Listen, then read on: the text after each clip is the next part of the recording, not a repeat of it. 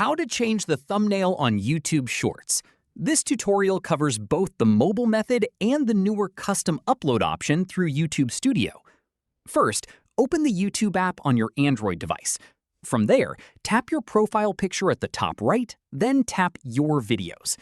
After that, find the short you want to edit and tap the three dots next to it.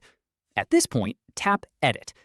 Following this, tap the pencil icon in the top left corner of the video preview. From here, a frame slider will appear at the bottom. At this stage, drag it to choose the exact frame from your video you want to use as the thumbnail. Following this, tap the check mark to confirm. From here, tap Save to apply the change. If you'd rather upload a completely custom image instead of picking a frame from the video, that option is rolling out too, though it's currently more reliable through the desktop version of YouTube Studio. At this stage, open a browser on your computer and go to YouTube Studio. Following this, tap Content, then find your short and click to edit it.